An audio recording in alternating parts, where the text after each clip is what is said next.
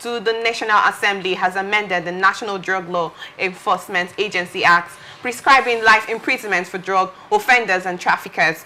This decision followed the adoption of the harmonized reports by the Senate and House of Representatives on the NDLEA Act's amendments. Presenting the report, the chairman of the Senate Conference Committee, Senator Taye Monguno, explained that the amendment seeks to impose stricter penalties to deter illegal drug activities. The amendment specifically states any person who unlawfully engages in the storage, custody, movement, carriage, or concealment of dangerous drugs or controlled substances, and while doing so is armed with an offensive weapon or disguised in any manner, commits an offense under this act is liable upon conviction to life imprisonment. The Senate approved the recommendation through a voice note during a Thursday plenary presided over by Deputy Senate President Baru Jibrin.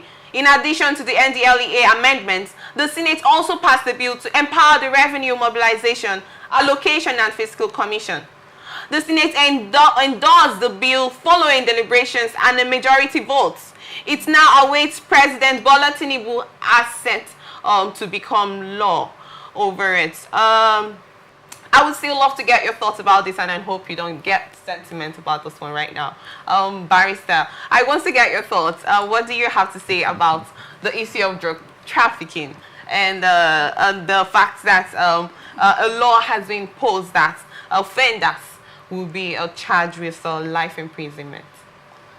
Thank you very much. You're welcome. I think the amendment is in order, because our youth, our young ones, they've turned themselves to a devil. The life imprisonment, yes, is okay, so that everybody will be very careful and cautious. With that sentiment, like you said, let me push it back to you. Our youth, they have turned into several things. They inhale all sorts of drugs, they take all sorts of drugs, and these are detrimental to their health system. If you check, if you go to the health aspect of it, you see that mostly these young boys, they don't look healthy because they don't go for tests. They inhale all these things just to get power, or maybe to just be high, or maybe to just feel they belong or whatever, in their own terms, so whatever. So, but I feel with this amendment now, every individual, every parent have a responsibility to train your children the way it should go. Talking about training, let me cut you short on that. Growing up, we were born into, some of us were born into families where we have to go to church every Sunday. You don't wait for your father to wake you up from sleep and tell you, get ready. And then everyone was inculcated into that lifestyle of serving God and, in quotes, being religious in the family. And then we literally don't do certain things in front of our parents. But becoming adults, we decided we had to take decisions that we were responsible to. We weren't answerable to anyone else, And then we see cases of young adults involving in drug abuse and drug trafficking and all of that. Do you still think that home training, upbringing can influence the decision of drug trafficking? Very much, thank you. You see, just like we connected it now to home training. That is the key thing. The key thing in this life is home training. I grew up with my parents. I stayed with my grandfather and my own father. Because of the fear I have, today I cannot taste alcohol. He can attest to it.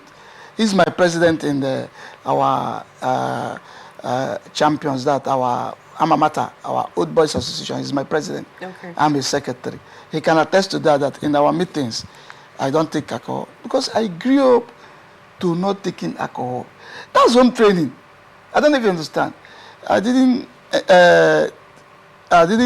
do all those drugs things because I was also brought up through that way. So what matters in this life is home training. Home training have 80% effect on every family. Every family, just like you said, you grew up as a church girl. As you are just coming up, you know, church. By the time you grow up to start taking decisions yourself, the thing is in you already. Exactly. You now have church in mind. So any day you don't go to church, I can attest to you that it will pay you. You say, today I don't go to church. I don't even understand. Yeah. These are the things we're talking about. So in Nigeria, parents should be, in fact, if I was in that National Assembly, I would have also given parents like 3 months imprisonment for not, for not doing what you're supposed to do. Okay, so you're saying that the family has effects on the decisions of this a very big effect. Drug offenders. A very big effect. Okay. Because if you're growing with if you stay with your mom or your dad, whichever or your auntie, they should be able to train you in a way that when you grow up, you now know the bad and the good. Okay, thank you. I want to ask, do you think the life imprisonment sentence is the right decision to take to curtail those drug abusers? The life imprisonment is very, very 100% okay. Reason being that if you tell them 3 months imprisonment or option of fine, they will just be doing it, and going. So when you say life imprisonment, that will be that fear. The fear will be instilled in them. Okay, thank you very much. Mr. Kalu, you're youth president. Yes. Yes, and I'm sure you have encountered with young adults that are trying to make decisions on their own, and the ones that have actually come to take decisions on their own, and some of them that's still under the roof of their parents. What do you think this issue of drug abuse has, the effects it has on the nation and the citizens that are, in quotes, the future of the generation? Thank you, Chidima. I've been waiting for this time, you know. I've been waiting for you while you are asking the barrister, you know. Yes, you know, Nigeria has come of age. And one thing I must tell you, just like you said, upbringing. Yes, it matters a lot. Now, let me tell you what happens now, in case you don't know, you know. Do you know that the youth smoke pawpaw leaf?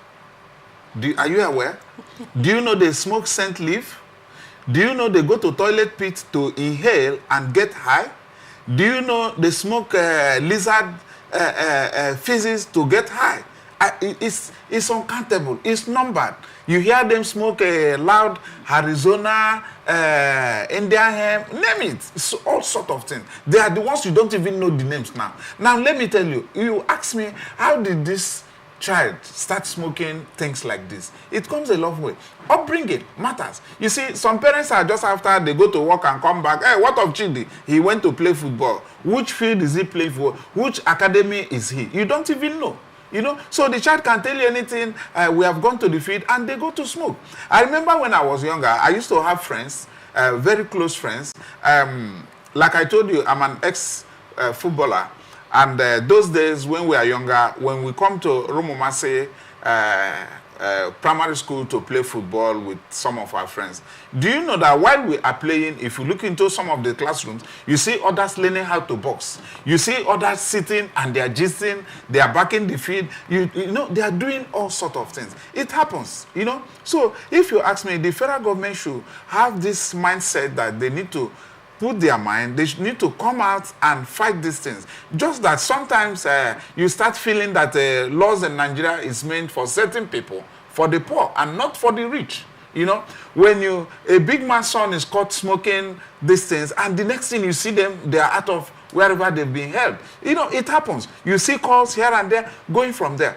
Let me tell you one thing. You see, these children do not know the harm they are causing into their system until they get to a certain age. When the body can no longer carry, when the system can no longer carry their body, you see them collapsing, so many issues. You see a boy of 20 years, 35 years is now having high BP. How come? You know? So when you see these things, you know, parents need to work hard. Now, talking about church, yes, from childhood, if your parents, you know, focus you on knowing God, going to churches. Some fears is stealing. He's been stealing. Just like Barrister said, he knows. I do not take alcohol since I was born. Okay. Because from a younger age, my parents, you know, they were warning you, telling you this thing is dangerous to your health. And at the time, you feel that you are no longer with such kind of things, you know. Thank you, Carlin. Thank you. I want to ask you a quick question. There's drugs, heroin, and all of that. The higher hierarchy of drugs. In quotes, they say there are lots of money in it. Do you think that the reasons why most people get into the trafficking of drugs is because the situation of the country, the economy? Do you feel it's a reason to escape quick money? Because yes, let's say we have a drug trafficker push drugs from the country to another country. Yeah. Once he gets there, they get the higher amount or whatever the percentage might be. Or do you think that they're trying to escape to the real reality of life by involving themselves, aside the fact that they abuse it by taking it into the system, and then we know, yeah, it has health detriments to the body. The fact that it affects the life, the nation, and the economy. What do you have to say about this? Well, I was once told that you don't learn how to steal. Do you understand? That stealing is inborn. If you are not a thief, you are never a thief. I am telling you the truth. Now, coming back to what you said, you know, practicing drug trafficking because you want to be rich, you want to make money, you know, you see, that's where we said upbringing. Do you understand? Now, your question, what effect does it have to the country and its economy and the rest of it? You see, there's no nation that will tell you that trafficking of drugs will boost the economy of the country. No, it's never been done. Remember, they say every day for the thief, one day for the owner. The day you are being caught, I could remember sometimes during Obasanjo's tenure while he was in the office, there was this young man, they promised him that they were going to get him a club in one of those countries, either Japan or Singapore, you know, and one man psyched him and took him, and, you know, before you know, when they got to the airport, that they searched their bag, the bag the young boy was carrying, it was drug, and he was liable to be sentenced to death. And you know, I think Obasanjo pleaded, and I think that situation was very critical and it was difficult to resolve. Now, these are things people should know. Now, young guys, you know, especially the ladies, you just come and tell them anything. Like you come now and tell, okay, like child trafficking. If you go to some of these Libya, some of the African countries, you see young people at a certain age, they are all in Libya. They have been promised they are going to abroad through Spain and Morocco. You know what I mean? Now they are stuck in Libya. What are they doing? They use them for prostitution, and they you know. So, you know, how on earth, as a parent, you stay 1 or 2 days, you didn't see your child, and you don't even know where the child has been and the rest of it. So what I'm trying to say, so many people, children are somewhere, they don't even know where they are. You know, okay. Some parents are living with strangers, and the parents they are living don't even know where the child come from and the rest of it. So, you know, parents should be well guided concerning things like this. Drug kills faster and easily. Even to the older ones, when you are addicted, it becomes something unavoidably.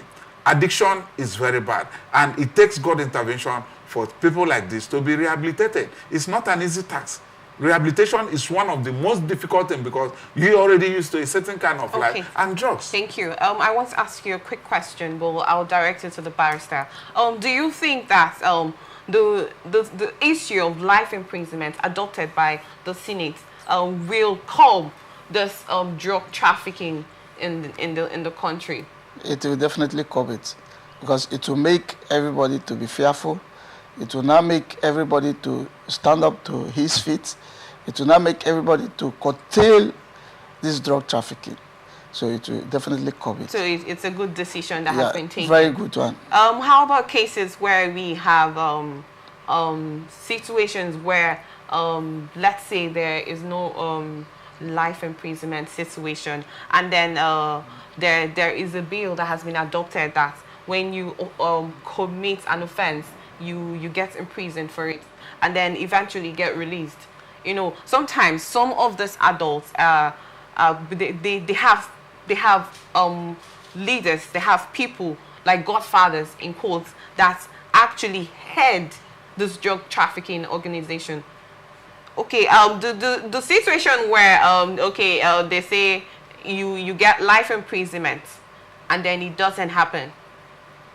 What do you have to say about that as a legal practitioner? If assuming there is no life imprisonment, that's what you're asking me. Yes. The society will be lawless. Everybody will act the way he wants to act. There will be lawlessness, there will be a lot of atrocities, there will be a lot of harm going on to the society.